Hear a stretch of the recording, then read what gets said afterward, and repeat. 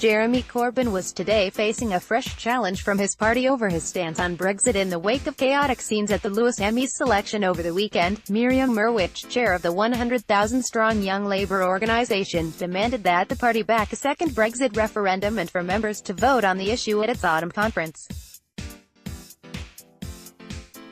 In a letter to Mr Corbyn, penned jointly with the chair of Labour students, she told the Labour leader that members deserve to have our voices heard by our own party, saying that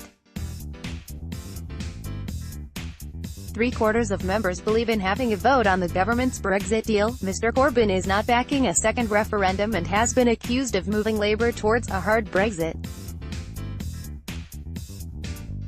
On Saturday, Mr Corbyn's preferred candidate in the Lewisham East by-election, left-winger Claudia Webb, was beaten by local councillor Janet Davey, deputy mayor of Lewisham.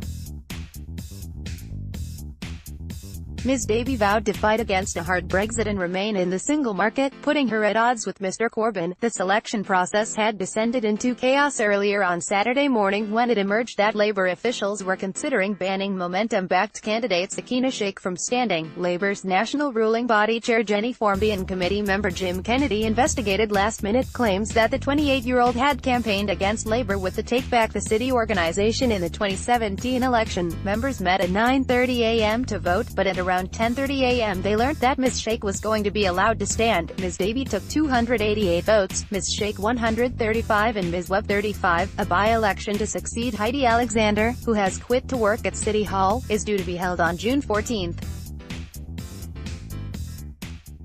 Labour's shadow International Trade Secretary, Barry Gardiner, was accused of a car crash interview on the BBC's Andrew Marr show yesterday when he repeatedly refused to acknowledge whether Ms Davey had broken with party policy.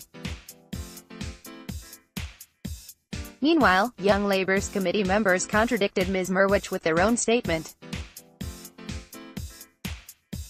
They said young members do not want a second referendum and do not want to discuss it at the party conference in September.